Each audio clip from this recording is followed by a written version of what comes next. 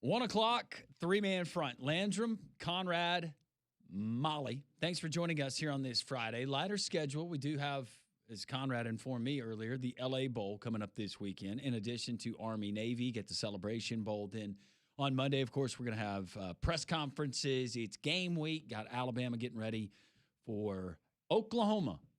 Part 2 for this year. Part 3 for the last 2 seasons. Mm-hmm. Conrad is not yet in game week mode. No, I got a couple too days. Relaxed. I am. Well, it's nice to have this breather of a week to just enjoy. Alabama's in the playoff, everything's good, and then we'll take care of next week when we get to it. But it should be a lot of fun. Get ready for the first round of the playoffs. We got 4 great games coming up next weekend. We get the SEC football schedules for 2026 released. We've talked about that in depth. Nothing too crazy from across the league, but a challenging schedule. You add the 9th SEC game and then some of the other non-conference contractual games that are already built in. This is what we've come to expect. Yes, and in addition to moving from 8 to 9 conference games, you're also only getting 1 bye week now as opposed to 2, so that's also going to make things a little trickier. But this is the new era of college football. It'll be here next year. The big news yesterday and what happened, I guess that would have been on, Wednesday? Wednesday afternoon. Sharon Moore, former Michigan head coach, now fired, still in custody. Arraignment happening today. And Conrad, give us the latest as more details start to come out. Yeah, so we've had some official documents come out, this one courtesy of Trey Wallace. And so we have now 3 official charges against Sharon Moore, and so we'll start with what those are. So the first thing he's been charged with is home invasion in the 3rd degree. This is a felony punishable by up to 5 years in prison, along with a $2,000 fine. That's charge number 1. Charge number 2 is for stalking. That one is a misdemeanor that comes with up to 1 year in jail and a $1,000 fine as punishment. And the third charge currently is breaking and entering or entering without breaking, which is a violation and a misdemeanor punishable by up to 90 days in jail, as well as a $500 fine. We've also had some details that have come out of the circumstances on Wednesday to kind of shed some light on what went down. And again, this is sad stuff. This is scary stuff that we don't want to have to be talking about. But this is straight from the legal documents. This is not opinion. This is what is being relayed in court today. Excuse me, as Sharon Moore is currently facing the prosecution. So this is straight from the document. It says, quote, during the investigation, it was alleged that the suspect, Sharon Moore, was unarmed when he entered the residence through an unlocked door without permission and engaged in a verbal argument with the victim that escalated. It was further alleged that during the argument, Moore picked up 2 butter knives and a pair of scissors from within the residence and threatened to harm himself. Moore left the residence before responding officers arrived and was located shortly thereafter in the area of Willis and Bishop Roads in Saline. Moore was then taken into custody without incident. He was transported to a local hospital for evaluation. At the conclusion of this evaluation, Moore was lodged at the Washtenaw County Jail pending a review of charges by the county prosecuting attorney's office, end quote. So that is from the official documents that we've gotten out of court today, kind of detailing a little bit of what happened on Wednesday. And for a little more added detail, Nicole Auerbach, who covers college football, we reference her a lot here on this show. She just posted this a few minutes ago. This is her post on Twitter, quote, the prosecutor says that Sharon Moore and the woman had an intimate relationship for a number of years. Quote, our victim broke up with the defendant on Monday morning. She then presented herself to the school and corroborated the fact that they had a relationship, end quote. So based on the reporting there, it seems like this is something that had maybe been going on for a while and that the woman had ended the relationship. Do we know the age of the woman? Not that it matters. She's of legal age. I'm curious. She is she's in her 20s. I will try to find out the exact age. I'm sure a lot of her information they're trying to protect at this time. I wonder how much his wife knew. Well, what, again, I just read you based on the reporting going on there in the courtroom. She's got 3 young children. It's been going on for a while. Feel horrible for his wife. Feel horrible for his children. 3 daughters. His career, it seems at this point, would be over. And then you just hope that any kind of help he needs for his mental health and anything else, he's able to get it. But 32? Mm-hmm. That's how old she is? I think so. Oh, okay. Okay. I had been, okay. Well, I was wrong. 32. She looked like she was in her 20s. But I don't know how old the picture was. Yeah, was put out there. This from the New York Post. It says the 32-year-old who was only recently promoted to her current role within Michigan's athletic department was swept up in the scandal this week. The $58,000 a year position and then jumping up to $99,000. I think that probably would have raised some eyebrows. Hey, we can't. Nah, I'm not gonna even play it out. No, it's a sad situation that has. Again, it's a bad situation in and of itself, but then for it to get to this level where there's the potential for somebody to get hurt, not only emotionally but physically, that is unacceptable. And again, we said at the beginning of the show, I hope that he gets the help that he needs. He clearly is going through a lot and he needs medical help. I mean, based on this situation, and we hope that he gets that. But I mean, regardless, it's not an excuse for his actions, and he has certainly done a lot of damage. When Brett Norsworthy, the Southern gentleman, joined us yesterday, I'm like, Brett, I want to know who is in charge of that department. It's Ward Manuel. I want to know how much of this did Ward Manuel know? When did he know it? I'm not talking about the stuff that I'm talking about the relationship and some of this other stuff. That's my question. Well, and a lot of again, this is just speculation. This is not confirmed, but a lot of the speculation is that this has been something that's been known. It was known prior to Wednesday when he got fired. I'll just leave it at that. And a lot of people speculating that this maybe was something that they knew even before signing day, and they maybe didn't want to make a move that would jeopardize that. And so here we are now. That is just speculation, though. That is not confirmed. But if it's confirmed, who wants to go and work for that? Somebody will, but yes. Yes, when we get to somebody will look at it and go, man, this is a great opportunity at Michigan. I maybe under other circumstances wouldn't have the opportunity to get this job. But yeah, I mean, when it comes to Kalen DeBoer and that rumor and some of the other names that have been mentioned, yeah, I don't know why you would want to leave what you have in Tuscaloosa and a college football playoff team and another great recruiting class. Looks like you have your quarterback of the future there. I don't know why you'd want to leave that to go try to figure this thing out at Michigan. No. And Michigan's going to search for a head coach. Who knows how those conversations are going in the wake of all of this, because you just had to fire your coach. But it's another black eye on the program that just got out of one cheating scandal with their former coach. And now, I mean, I'm not trying to be funny, but a different kind of cheating scandal now with this coach. Yeah. It's unfortunate. It is. 800-239-WJOX. Let's go to Gordy. Hey, Gordy. Hey, guys. Thanks for taking my call. Yes, sir. Geez, if I'm a parent, I'm not sure I want my child going to play football for a Michigan coach at this point. Goodness. No, so I had a question for you guys. I'm wondering, has this ever happened? If it's possible that it could happen, and if so, has it?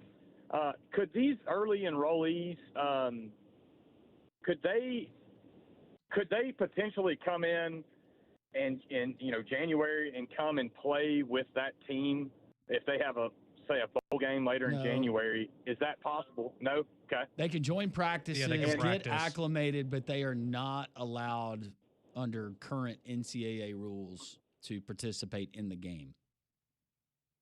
Got you. Next question. Could an early enrollee then transfer in the transfer portal if they wanted to? Julian Sayin did that from Alabama to Ohio State 2 years ago. And by the way, they can dress, they could travel, they can stand on the sideline. They just can't compete in the game, for clarification. So.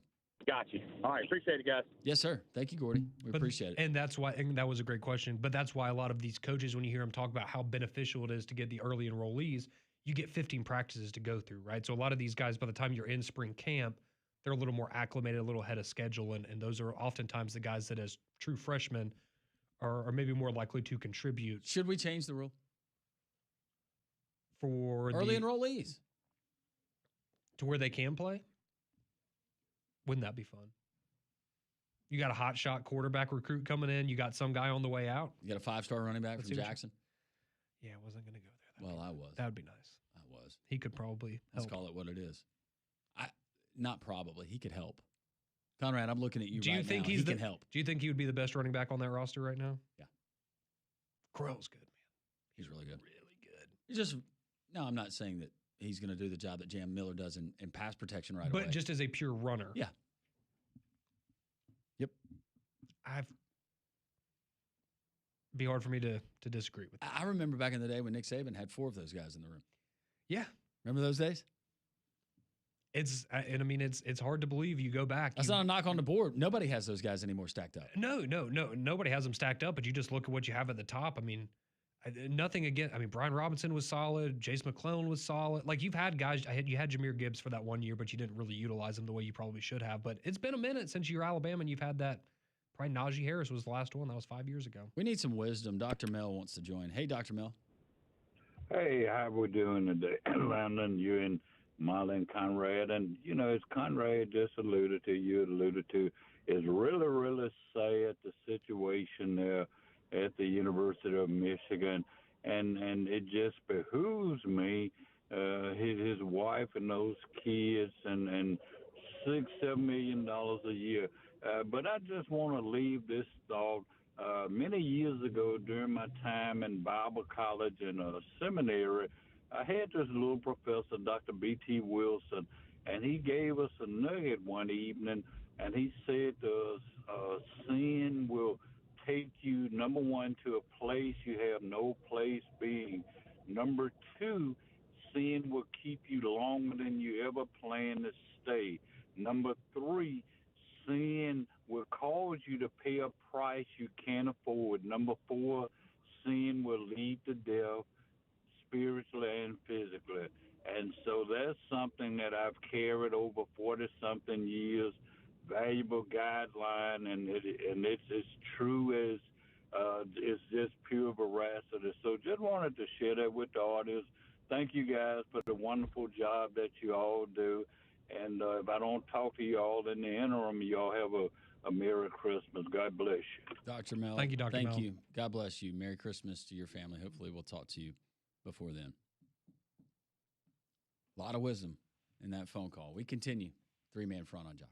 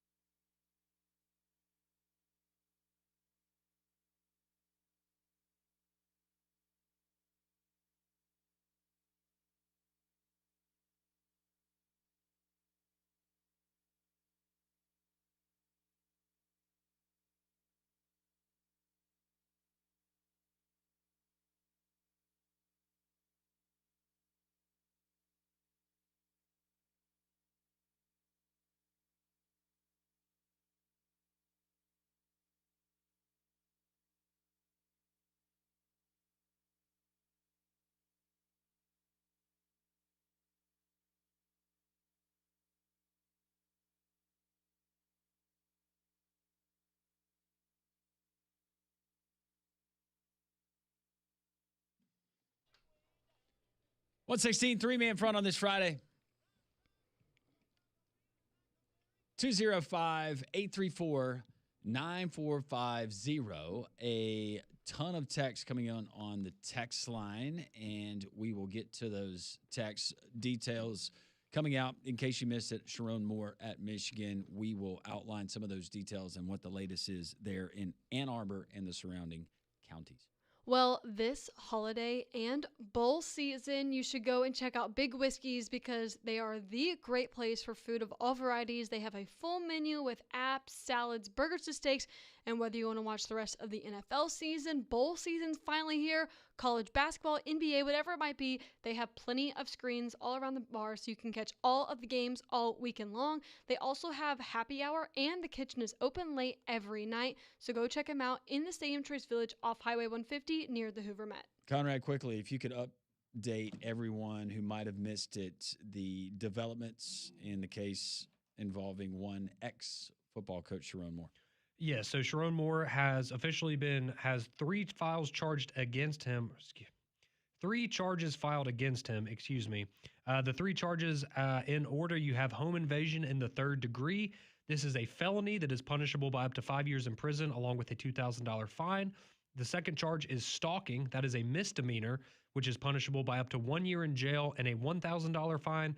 And the third charge is breaking and entering or entering without breaking, which is also a misdemeanor, and that one is punishable by up to 90 days in jail and a $500 fine. So we'll have to wait and see how this goes, but clearly setting up the table where if all of this stuff ends up being true, we could be looking at not only Sharon Moore losing his job, but potentially having to serve some time to go along with this. So just a very sad situation there, but that is the latest. He is in court today. There's a lot of stuff coming out, every single minute about this story, but that is the latest. Those are the three charges that have been officially filed against Sharon Moore. We do have some local news. Alabama offensive analyst and assistant offensive line coach Kirk Barron. He's going to be the new offensive line coach there at Oregon State. Very nice. That coming per the Oregonian. And here's some news for Samford. 2 additional Clemson staffers are heading to Samford with new head coach John Gross. Assistant offensive line coach Brandon Thomas is going to go as Samford's new offensive line coach. Offensive player development intern Montrelius Mosley. And assistant running backs coach Andrew Zhao. Zhao's coming back. Excited about that. They're heading there to Samford, and their roles are to be determined. So that's good news. Yes, it absolutely is. And here's so one more update real quick on Sharon Moore that I just am now seeing right now.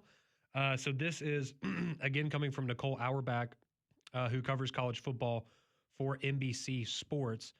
So this is her post, quote, "The magistrate tells Sharon Moore he is not to use alcohol, marijuana, or any other substance that's not subscribed to him while out on bond.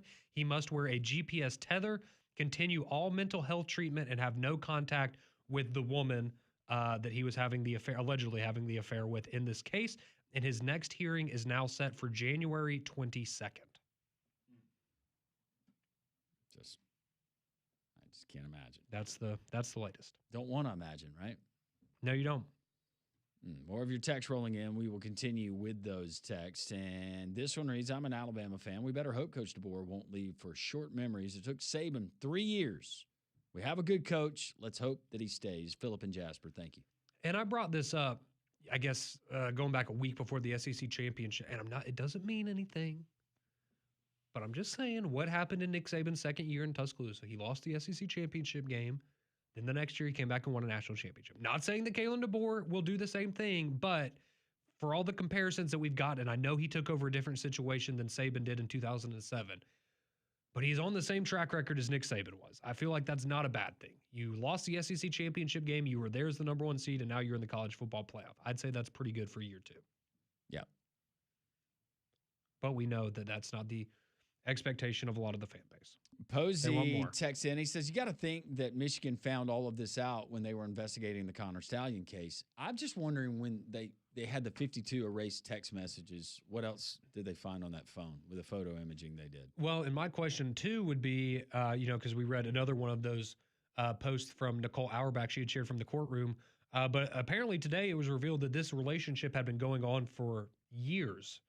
So my question is this something that was going on before he was promoted to head coach when Harbaugh was there? Did he know about that? Or is this something that, maybe by years. They just mean it picked up when he became the head coach last season. But seems like it was going on for a not insignificant amount of time. Drake says Florida is set to hire Penn State's offensive line coach, home run hire, according to Drake.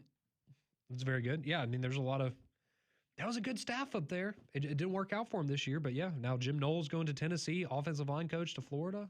Chris G in Tuscaloosa says, I'll take the Michigan coaching job for a few million. What do you have to lose? No, I'm saying if you're an established coach, why would you give up? I'd go give it a shot program right now for $6 million. Well, if you're Brian Kelly, right, does this interest you? Or do you say, I don't know if I want to take on all that to get back into coaching? I just dealt with a whole lot down there. Don't know if I want to see. This is jump where right back into the deep fryer. And this is somebody whose name has kind of been mentioned as a candidate potentially. See, this is a job. If I'm Tommy Rees, this might be a great opportunity for you. For sure. Because it's let's make no doubt about it. Regardless of what's happened at Michigan, that is one of the best jobs in college football. And if you're a guy like Tommy Rees and you can go and get those resources behind you and have a little bit of that, all right, I got to prove myself to this, I think that could work out really well. I would feel that maybe is more of a direction they would go than being able to hire a Kalen DeBoer, but I guess we'll just have to wait and see until Charlie Potter asks him at his next press conference if he's staying at Alabama or going to Michigan, since he was the one that had to ask him about the Penn State thing. Thomas from Oak Mountain texting into the show, and he said, who's the better option for QB1 at Auburn for next year and going forward? Byron Brown, hopefully can catch lightning in a bottle, or Deuce Knight for his potential and longevity? That's what's interesting. Would you rather have a Byron Brown next year, a guy who's a veteran in the offense, knows the offense, there's really no learning curve, or potentially have Deuce Knight? Maybe you don't have the instant success you would with Brown, but long-term, maybe better off. I don't know. I think the other question in people's mind, right, can you keep both? I was about to say, do you have to roll the dice with Deuce Knight in order to keep him at Auburn? Because in that case, that's just a different situation, right? Byron Brown also, you saw the news, choosing not to play in the bowl game. He's going to coach there from the sidelines. I did see that. A lot of speculation that he's going to be entering the portal. And I mean, I think we all expect that he will end up at Auburn. We'll just have to wait and see. But it's interesting, right? Because he doesn't have SEC experience. I mean, he's played Alabama, played fairly well. But he's played in the American Conference. So I think a lot of people would say, all right, do we roll with the known commodity from a Group of 5 conference, or do we take the chances on Deuce Knight and hope that he's ready to go for next year? It's going to be fascinating to see how that plays out. But yeah, I mean, I'm with you. If you can keep both of them, then that's the ideal scenario. Somebody asking, has Lane hired any staff yet? Well, he had Blake Baker that was there, the defensive coordinator, waiting on him, right? He retained taking him. Those assistants, a lot of those folks from Oxford that are going with him, right? Coach O has not been added to the staff yet. No, he is not. So this is okay. I don't know if this is everybody, but these are some of the names for his staff. So from Ole Miss, offensive coordinator Charlie Weiss Jr., but we know he's going back to coach in the playoffs for Ole Miss, but he will be joining him at LSU. Looks like tight ends coach Joe Cox, wide receivers coach George McDonald, and strength coach Nick Savage. Looks like those are the guys joining him from Ole Miss going to LSU.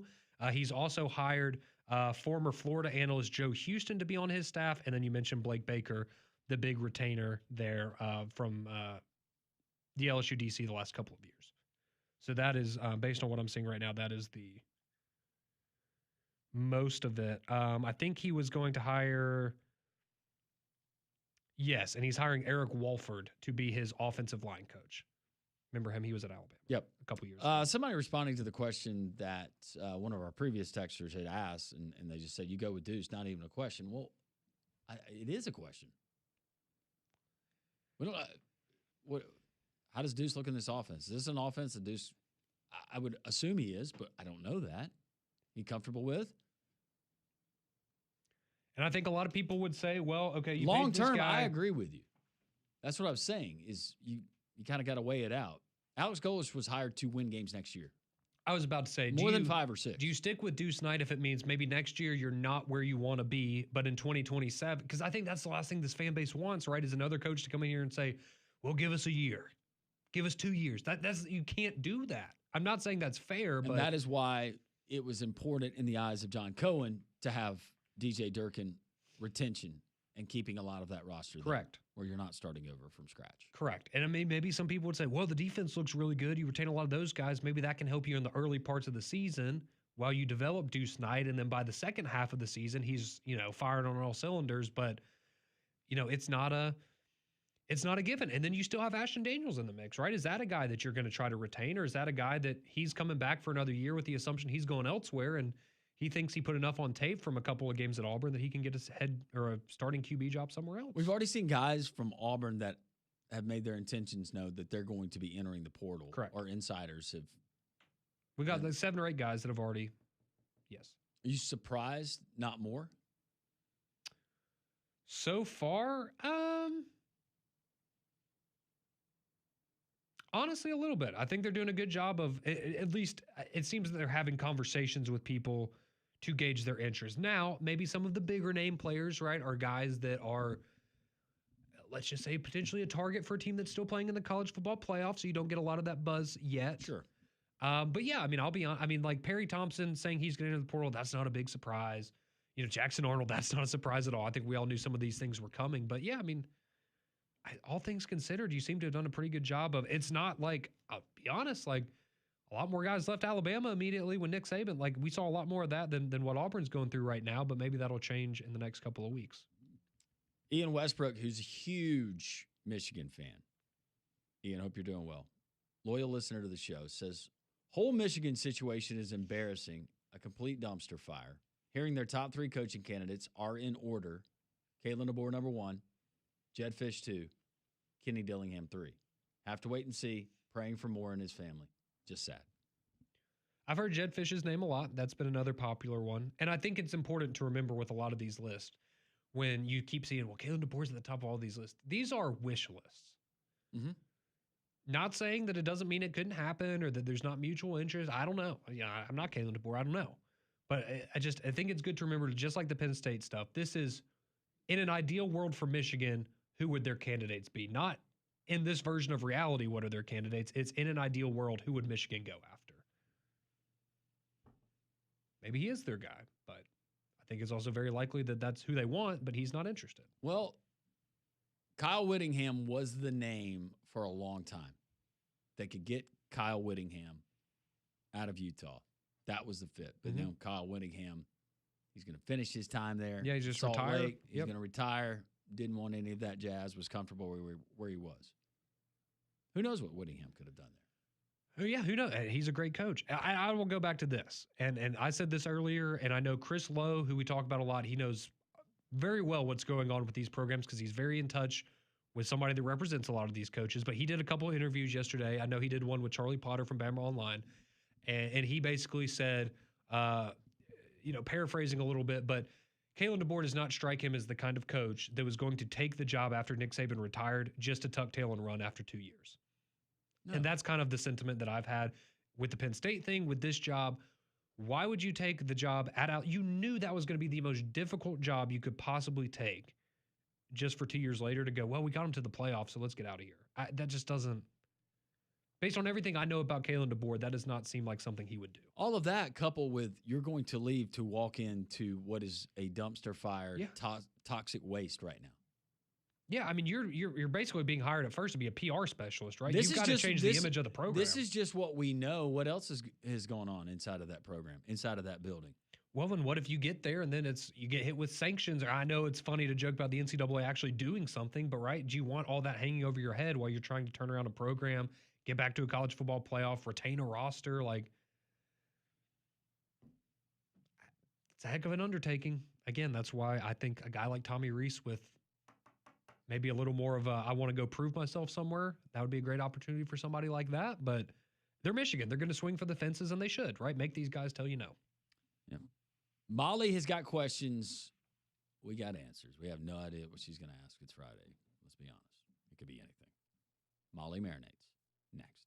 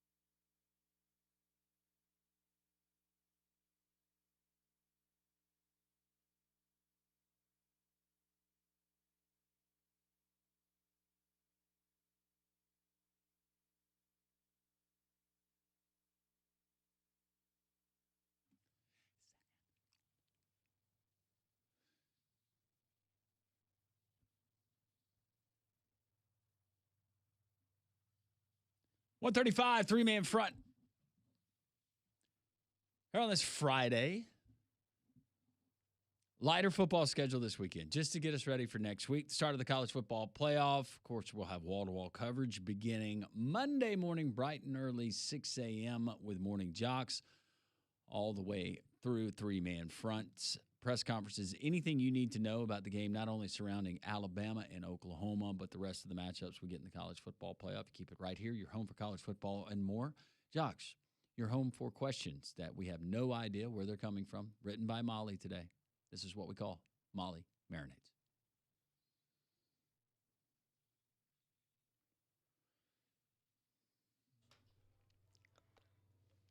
Molly Marinates. And as always, Molly Marinates / Pat Ponders is brought to you by Courtesy GMC out in Trustful. All right, question number 1. You have the incredible opportunity to invite any one of the SEC head football coaches to your family Christmas. Who are you inviting and why?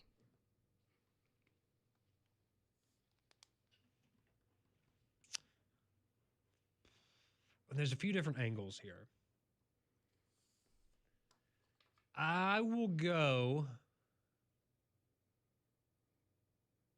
Eli Drinkwitz because I think he would be the most entertaining without trying to hit on my wife like Lane Kiffin would. So for that reason, I will go Drink because I think he'd be the most entertaining at the table without it being like we need to be a little nervous about what might come out of their mouth. So yeah, I'll go Drink.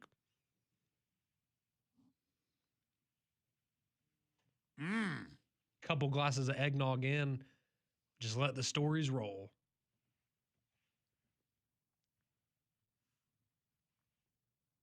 Man, Molly.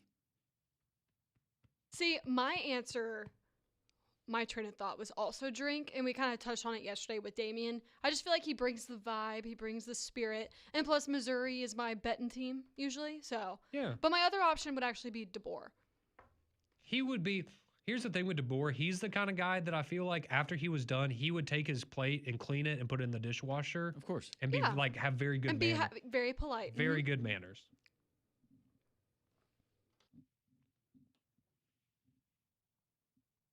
My answer was going to be Brian Kelly, but he's not a football coach anymore. Would have been great. You can still say Brian Kelly. I was just going I'll accept I that. was going to say, typically somebody would bring a nice bottle of wine. Did you see his collection? When they Oh did that? yeah, it's immaculate. That behind the scenes look.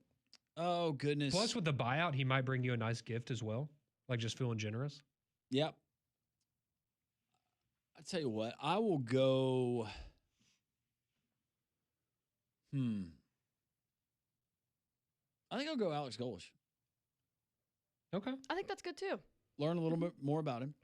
I think it would be fascinating dinner table conversation. It would be. His What was path. Christmas like for you in Russia? His path coming over here at the age of 7, if he chose to talk about it. Maybe some Russian Christmas traditions that he would share. That's good. I like it. Yeah. He'd be an 'Cause interesting. He'd be a very interesting conversation. All of the other coaches that I think would be great for this, they are no longer head coaches in the SEC. Well, and obviously for any question like this, rest in peace. The always Mike eternal Leach would've question been is great. Mike Leach. Yes. Yep. Oh, of course. Sam Pittman. Yeah. Another great had one. a good one there. hmm I don't know if I'd want Billy Napier at my dinner. Would you know he was there? Nothing against him, but I just Would don't you know Billy Napier was there? He's kind of the unassuming, like, oh, there's Billy. He's at the end of the table. What was that, Molly? You want to say that over the? You would definitely know that Urban Meyer was there. You're not getting away with that. No. Yeah. Yeah. Just don't wear your hot pants. No. No. All right, next question. We'd have some very interesting dinners. Yes. So either now or growing up, what did your family Christmas tree look like? Because, some people might go with a theme, have certain colors like only red or green, or they might do the colorful lights, maybe gold or silver themed. So what did your tree look like? Or now? Growing up, Mhm. so early part of my life, we still had the bulbs, and some people, they ended up outlawing them because they get too hot and they started fires. But they were the bigger bulbs. Mhm. I don't know, the T whatever bulbs. Yeah. And they were the colored lights. Then colored lights, they kind of went multicolored lights. They kind of went away for a little while. They were still there, but more people went to the warm white like And those we are the have here in the best. studio. Yes. You started seeing more of that. Now it's interesting that the multicolored lights have definitely made a comeback, but we have them. I don't know. My wife, it's programmed with an app on her phone. Can you change like the color of the lights or something? Yes. That's cool. The design, the theme, they have like waterfall, they have Ooh. starburst, That's really cool. patriotic.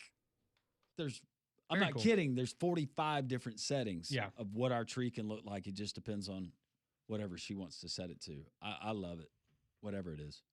Yeah, no, that sounds. I need some of those. But on the outside of the house, in the front, it's just the warm lights. Yeah. I don't go not Griswold, but multicolored. See, I was about to say, my family, we never really did. Now, my grandparents, they would do the lights outside and everything in the house. But like growing up, my house, we would do a wreath on the door, but that was really about it outside. But we always had, 2 Christmas trees. One, we would always have a real tree. And that would be the one we'd have, like the white lights like this in here. And, whatever, just decorate them with normal ornaments. And that would be more of like, ornaments I had as a kid or the ones that my mom had as a kid, like the more sentimental, nicer ones, I guess, would go on that tree.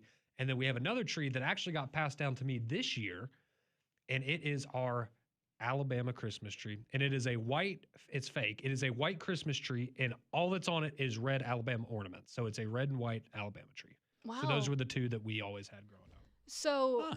we always had 3. We had the main huge family tree, and that was kind of like what Conrad described, the white warm lights. You had some nice ornaments, and then the sentimental ones from my brother and I when we were kids.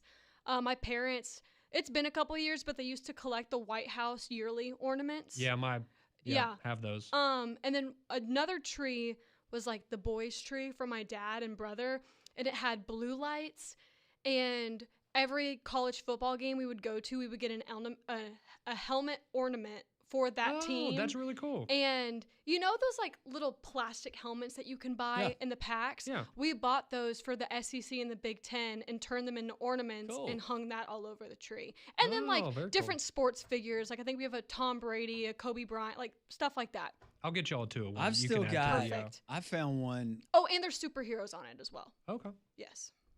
Still got one that I made in my preschool class that my wife found. It's got my Aw. thumbprint, I and was then the about to say- thumbprint turns into a reindeer. Baby Landrum. Yep.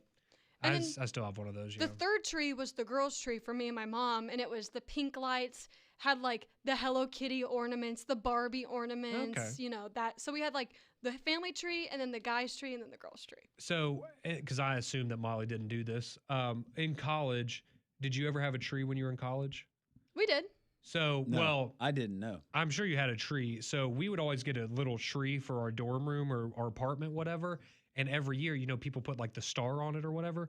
We would always put a beer can on it as course our you tree topper. And that was our college Yeah, we didn't do that. Christmas tree. That's good though. We were always proud of that. Uh-huh. Our parents, when they came to visit, were not, but we did. No. We liked it. I don't know why. I guess I didn't want to buy one. We had like a I think really my small schedule, one. though, the way we were set up, we were on quarters. So I think by that time, I was already back home. Yeah. So the tree that we had in my college house had been there for years because the house that I lived in was, and this is so gross, and I know, but it was a frat house that had been passed down for like 10 years throughout pledge classes. And for some reason, my senior year, we got it. Mhm. But it was actually a really nice and pretty large house. And it's not that gross, but whenever I tell people I lived in an old frat house, they're like, oh, that's nasty. But there was a tree in one of the like basement closets that had been there the entire time. And every year they just brought it out. So that thing was probably older than I am, Oh, but yeah. it still held up strong. So, all right, one more Have question. have you ever been to cut down your own tree? No, No, I have not. we never Have you? did that. Mm-mm. I'll be honest. I've always wanted to do that. I just feel like I would be the guy that would cut it down and it would like fall the wrong way and crush me and I would get hurt. That would happen to me. Probably. Yeah. But I have always wanted to do that. Maybe one day. All right, can I do one more question? Yeah. Let's do All it. right. Pretend you are Santa Claus, or just imagine Santa Claus. Which SEC head coaches would you put on the naughty list and on the nice list? Kirby Smart, you're on the naughty list. For lying about the timeout? Yes. By the way, I had somebody at Thanksgiving. his Christmas gift would be Kim Williamson and his crew every game next season. That's good. I had That's good. somebody at Thanksgiving 2 weeks ago go on a tirade about the Kirby Smart. They were like, I'm sorry I haven't gotten over this, but I need to talk to you about this. And they just, for 5 minutes, just railed on Kirby Smart. Lane Kiffin about is that. definitely on the naughty list. Yes. No doubt about that. I think Drink is on the nice list. Yeah. Mm-hmm. Clark Lee on the nice list. For sure. Venables is on the nice list. Maybe like a Jeff Levy. Yeah. Mhm. Sark's on the naughty list. Beamer? Naughty list. He's Yep. naughty. Yeah. I guess Mike Elko should be on the good list, but I want to put him on the naughty list because it's Texas A&M.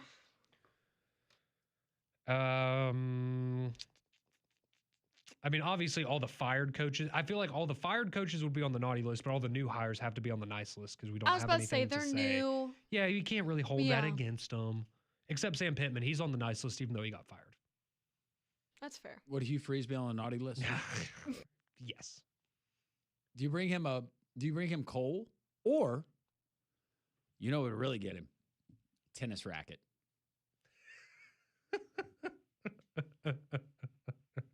I like that. Here's your new hobby. That's right. This isn't a 9-iron. No, Nope. you. This is not what I asked This is for. different. Nope. A little different.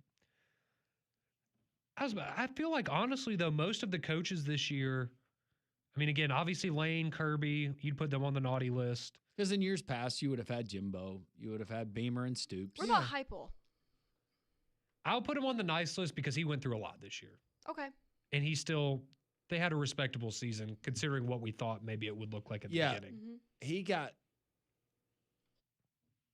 He had already bought all of his gifts. And then Christmas Eve, he got told, oh, by the way, I don't want any of that stuff. Here's my new list. Yeah, correct. That's fair. Yeah. That's a good one. though. and propane accessories. It's so good.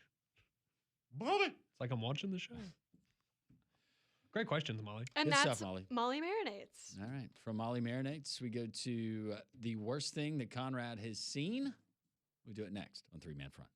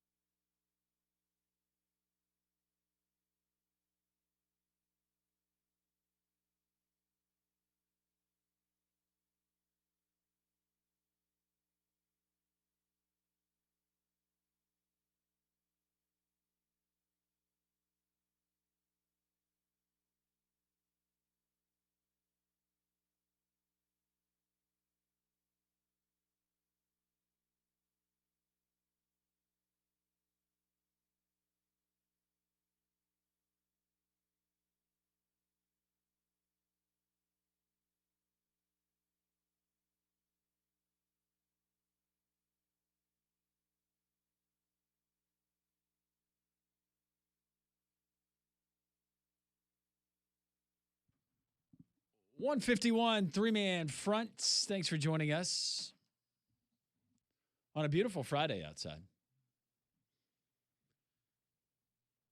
205-834-9450 is the text line. Yes, on the Courtesy GMC text line, and we appreciate your interaction all throughout the show. We're about to give you the worst thing that I've seen, so surely some of you will have some thoughts on that. Let's see, some of you, though, chiming in on some of the Molly Mayonnaise questions, like Michael, who says, I would invite Kirby Smart to my Christmas because he would give a lot of knowledge about what Nick Saban taught him, but also it will be, oh, this is very sweet. It says, it would be nice to have him around our family because it's going to be a Christmas without his dad, and he wants him to feel at home with another family. That's very sweet. That's nice. It's a very nice sentiment there, Michael. Appreciate all the nice texts. We have some very creative, very funny, but also very thoughtful listeners here on Three Man Front. Yes, we certainly do. How about our friends at Prize Picks? Prize Picks, it is America's #1 daily fantasy sports app. Prize Picks, it's simple to play. You pick more or less on at least 2 player stats. You get the picks right, you could cash in. We're going to actually go collegiate basketball tonight. And this is going to be a little bit tougher because you're not going to be familiar, Conrad, with some of these teams or some of these players. I will try to find one that you do know. How about that? All right, I appreciate that. Let's go Tremont Mark. Okay. Texas guard. Mm-hmm. At Connecticut, 5.5 points. I'm going to say more. Let's go more. We'll go more on that. Then we will go JT Toppin, Texas Tech versus Arkansas, coming up tomorrow. 20.5 points, more or less. Ooh, I'm gonna go less. I think Arkansas gets the win there, so we'll go less for Toppin. I'm with you on that one as well. You can download the Prize Picks app today. Use code WJOX. Get $50 in lineups after you play your first $5 lineup. That's code WJOX. $50 in lineups after you play your first $5 lineup. Prize Picks. It's good to be right. Well, sometimes I see good, sometimes I see bad. This is the worst thing I've seen.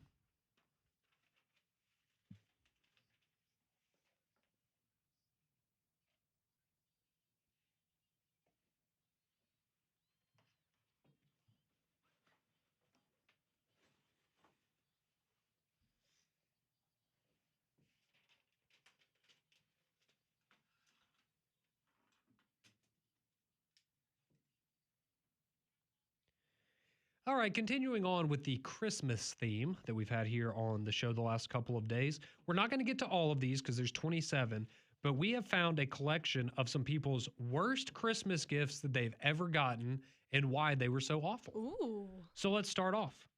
This one comes in and it says, my ex-girlfriend got me, a 6'3" man, a woman's medium white hoodie. I was so mad about it because she has a habit of getting others gifts that are really meant for her. So guess what? I wore the crap out of that hoodie. Every time I had to mow the grass, time for the white hoodie. Got to work on the car? Yep, putting on the white hoodie. She was so mad because she could never wear it herself. Glad she's an ex now. Oh, That's so funny, though. That's a good one. How about this one? It says, when I was 14 years old, my mom gave me Slim Fast shakes. Oh. Yeah, that would be a tough one. That would be a tough one. At that point, would you just rather your mom just look at you and go, hey, you're fat? I mean, that's basically what they're doing without saying it. That's awful. How about this one? It says, it was my first Christmas with my dad, his new wife, and her kids. He said all of the kids opened designer handbags, DVD box sets. This was almost 20 years ago. He adds electronic toys, etc., all the good stuff. He adds, I got a bottle of Herbal Essence shampoo. No conditioner or anything to go along with it. My sister got a 5-pack of Hanes underwear. My stepmother is not a nice lady. Dang. That's a good one. One more before we go.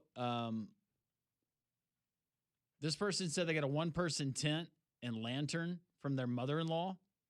He said, we were struggling to pay the bills back then, and she said in front of everyone, this is in case you guys get evicted.